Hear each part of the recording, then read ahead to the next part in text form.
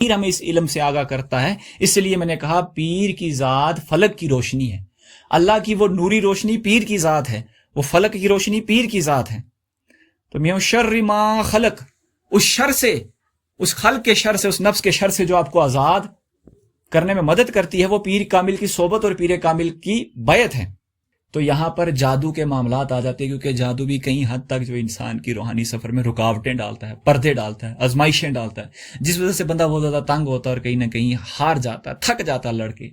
تو پیر کامل کی ذات اس سے بھی حصار میں لاتی ہے، کیونکہ فلک کی روشنی، سورہ فلک کی روشنی ایسی روشنی ہے کہ جو آپ کو ان تمام چیزوں سے آزاد کر دیتی ہے، چاہے وہ ظاہری شر ہو، چاہے وہ باطن کا شر ہو، تمام چیزوں سے آپ کو آزاد کر دیتی ہے. اور آپ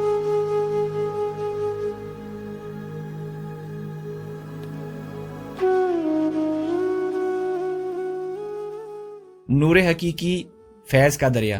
جو لوگ یہ کہتے ہیں کہ فیض نہیں ملتا، ان کو یہ جان لینا چاہیے کہ فیض ہر دم، دم با دم، ہر سانس میں آپ کو مل رہا ہوتا ہے، مگر آپ کی فہم، آپ کی عقل، آپ کی نظر، آپ کا علم اتنے کمال پر یا اتنا قابل نہیں ہوتے ہیں آپ کہ آپ اس فیض کو دیکھ پائیں یا سمجھ پائیں. شروع میں اکثر مریدین کی حالت نفس امارہ یا لوامہ کی حالت میں ہوتی ہے، جو کہ گناہوں کا عادی نفس ہے، اور بڑے آسانی سے وہ بندے کو اپنے وسوسوں میں لے آتا ہے اور اس سے غلط کام، گناہوں کی طرف سے راغب کر لیتا ہے اور اپنے کام کرواتا ہے اور اپنی خواہشوں کو پورا کرواتا ہے، یعنی اپنی منواتا ہے. مگر جب مرید یا طالب نور فلک اللہ کے قرب کی روشنی کی طرف چلنا شروع کرتا ہے، تب وہ نور جو نفس کی امارگی کو دور کرے اور اس کو نور کی روشنی اور ہدایت کے پاس لے جائے. نفس مرید کو اپنے شر میں پھنسانے کی کوشش کرتا ہے. اب نفس جو ہے وہ کوشش کرتا ہے، کیونکہ وہ اندھیرا پسند ہے، اس کی غلاظت اندھیرا ہے. تو وہ جب آپ پیر کی صحبت میں بیٹھتے ہیں تو آپ کو جو علمی فیض ملتا ہے، عملی فیض ملتا ہے، عشق کا فیض ملتا ہے، تو وہ کیا ہے، ایک فلک کی روشنی کی طرح ہوتا ہے جو اس اندھیرے کو چیرنا شروع کر دیتا ہے، نفس کی بیماریوں کو ختم کرنا شروع کر دیتا ہے. تو نفس مرید کو، اس پیر کے مرید کو اب کیا کرتا ہے، وسوسے ڈالتا ہے. ان میں سے ایک چال یہ ہوتی ہے کہ اسے فلک یعنی صبح کی روشنی، یعنی جو مجھے یہ ختم کر رہا ہے، جو میری بیماریوں کو جڑ سے اکھاڑ رہا ہے، کہ اس کی طرف میں نہ جانے دوں، اور اگر جا رہا ہے تو اسے روکوں، یعنی اگر وہ چل رہا ہے تو پھر اسے روکنے کی کوشش کرتا ہے.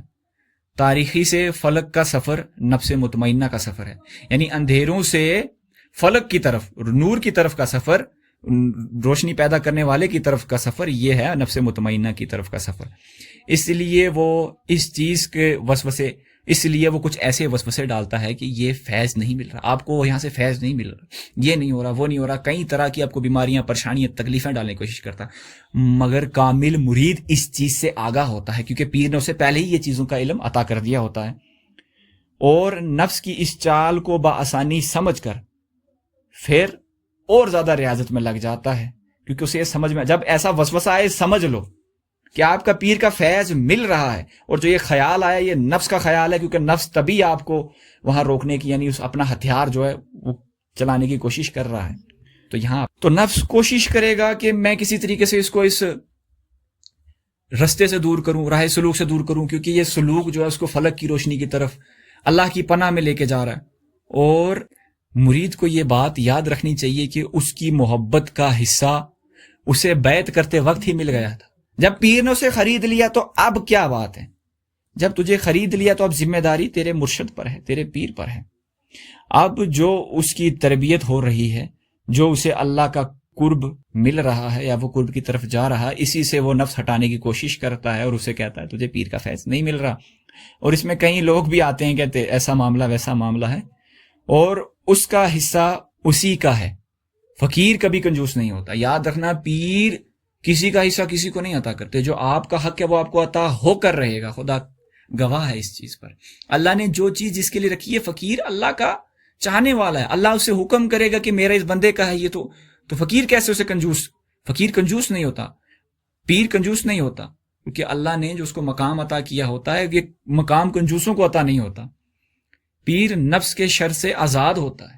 تو پیر یہ نہیں سوچتا کہ اسے میں رکھ لوں، میں کھا لوں وغیرہ وغیرہ. یہ سوچنا بند کریں کہ آپ کا یہ معاملہ ہے. تو حصار اکبر جو نفس سے آزاد ہوا وہ کامل ہو جاتا ہے. اور اس میں جو حصار اکبر ہے وہ یہ ہے کہ جو بھی نفس کے شر سے آزاد ہو جاتا ہے وہ کامل ہو جاتا ہے، اور کامل کے پاس اللہ کا نور فلک ہوتا ہے.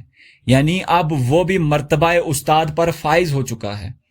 اور پھر پیر اس چیز کو جب دیکھتا ہے اپنے مرید کے سینے کی، اس چیز کو دیکھتا ہے کہ اب میرے مرید کا سینہ کتنا باطنی، کتنا روشن ہو چکا ہے، تو پھر اسے تاج خلافت پہنا دیتا ہے. تو یہ ہے فلک، سورہ فلک کے اندر باطنی راز. اور اس میں شر جو ہے وہ اندھیرا ہے نفس کا، من شر ما خلق.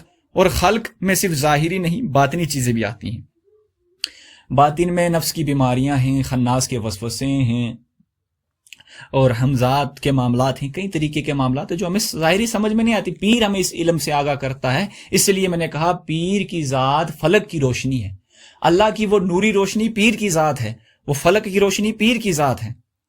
تو من شر ما خلق، اس شر سے، اس خلق کے شر سے، اس نفس کے شر سے جو آپ کو آزاد کرنے میں مدد کرتی ہے، وہ پیر کامل کی صحبت اور پیر کامل کی بیعت ہے. وَمِن شَرِّ غَاسِقٍ إِذَا وَقَبَ. اور پھر کیا کرتا ہے نفس جو بار بار آپ کے قلب میں وسوسے ڈالتا ہے نا، وہ پھونکنے والا ہے. ایک طرح سے وہ وسوسے پھونکتا ہے آپ کے قلب کی طرف، آپ کے ذہن کی طرف، تاکہ آپ اس پہ عمل کریں. تو اللہ اس کے شر سے بھی بچا جو پھونک رہا ہے، اس خناس کے شر سے بچا. مِن شَرِّ الْوَسْوَاسِ الْخَنَّاسِ، اس کے وسوسوں سے بچا.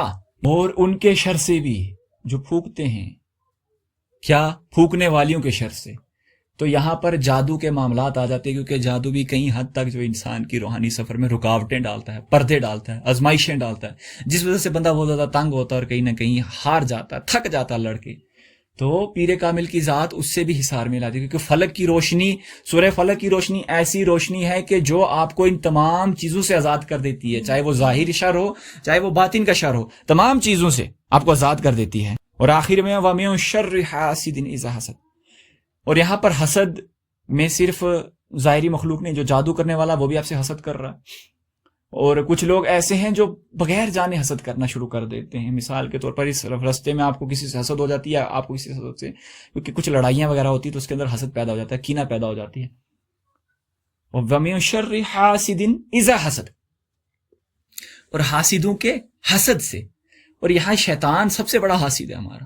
شیطان کبھی نہیں چاہے گا کہ یہ بندہ جو اللہ کے قرب میں جائے، کیونکہ اس نے اللہ سے وعدہ کیا ہے کہ اللہ میں تیرے بندے کو بھٹکانے کی کوشش کروں گا. یہ تھی سورہ فلک کی تھوڑی سی باطنی اور ظاہری بھی سمجھانے کی میں نے کوشش کی ہے مرشد پاک، مرشد محترم کی عطا سے.